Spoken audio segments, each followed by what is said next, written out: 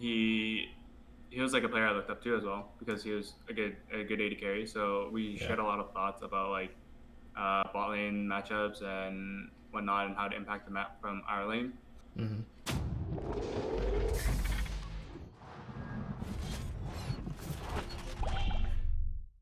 This is Zento from Esports Heaven, and I have here with me Altec from Immortals. Now, let's just start off simple, I guess. Mhm. How was your off season in terms of LCS and League of Legends and whatnot? My off season's been all right. I mean, definitely. I wish I could like go out more and like do fun stuff, but since there's quarantine, I can't really do that. Yeah. But other than that, I've just been playing a lot of League of Legends. I Uh-huh. tried Valorant for Oh, like okay. 3 or 4 games, but Yeah. it wasn't really my type of game. Uh-huh. I mean, at the same time, I was also playing it alone, so Yeah. maybe playing with friends could have changed my experience. But I didn't really like the voice comms were really like aggressive, like my first Oh, game, so I yeah. had to like Yeah. mute everyone already. So Well, and then wouldn't people recognize you too? So like, are you sure you want to join voice or Yeah. uh, I was just playing the play. Yeah. I wasn't good enough to like know like all the positions and stuff. Uh-huh. So but I don't think like I think a lot of SPS players are playing Valorant, so I don't think they would like notice me Yeah. as well. Yeah. So let's get into your entire roster with Immortals and whatnot, because I believe uh, there's also Apollo on the team as well too. Apollo, yeah. Yeah. So what are your thoughts about I guess playing alongside Apollo? It's definitely nice. Like I think I feel like in terms of just like play styles, Hmm. I feel like for me, I'm more of the type to go in if there's like an opportunity to like make flashy plays or whatnot, right? And I think like there's always going to be like upsides and downsides of that kind of play style, right? Hmm. Whereas Apollo, he's more on the like passive end. He's always there to do damage. That I feel like that's just the difference in our play styles. But we've done some like 2v2 drills and stuff, and just talked about matchups as well. Hmm. So what are your thoughts about possibly swapping in and out with Apollo as well on the main squad, and also that affecting your synergy with your support, because everyone's saying like, yeah, that is the most important thing to have is synergy with your support. So doesn't that kind of get affected if you guys start swapping a little bit?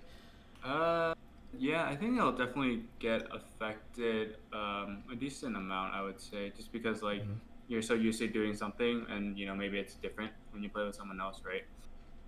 So I'm not really sure. Obviously, like I want IMT to do whatever is best to win, right? Yeah, Um, yeah. we had the pretty good shot at making playoffs last split, but we ended up not making it. I think that's like a pretty huge disappointment. Mm-hmm. Um, for the players and for the team or the org. So, I mean, I don't really mind like splitting time, Yeah. whatnot if that's the case. I just want to do everything to win. So, since Echo Fox is out of the league, would you care to elaborate on that situation? I mean, for those that are unfamiliar in this interview, Altec, Adrian, and Phoenix were released from Echo Fox. I think it was 3 days before the roster lock No, it was, was so basically what happened was we started off the split like I think decently strong, and then we lost a few games, and then one day I was just called to like come to the office, and then they just told me like I was being released alongside Phoenix and Adrian. oh, word. And on top of that, they told me like it was just the roster deadline was also today.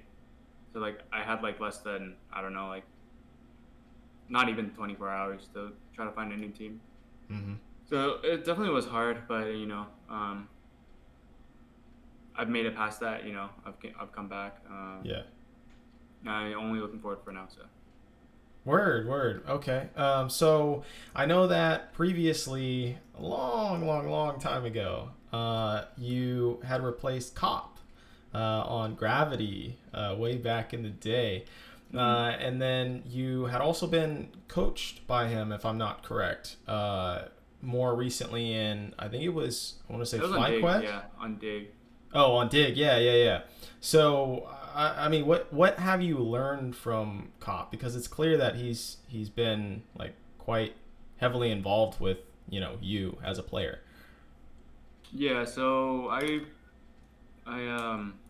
think I did replace him when on Gravity, Mm-hmm. and at that time I think he also transitioned into head coach on Gravity.